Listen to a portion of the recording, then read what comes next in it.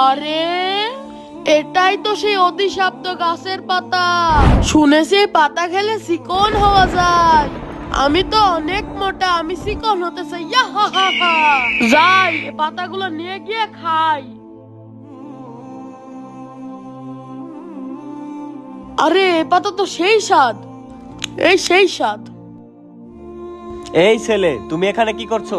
আমি অভিশপ্ত গাছের চিকন হওয়া পাতা খাচ্ছি। কেন, কি হয়েছে? কি অধিশপ্ত গাছের পাতা মানে? তুমি কি বলো এইসব? হ্যাঁ, আমি অভিশপ্ত গাছের পাতা খাইলাম। এই পাতা খেলে আমি চিকন হয়ে যাব, তাই তো আমি পাতাটা খাইছি। চুপ একদম, তুই তো পাগল হয়ে গেছিস।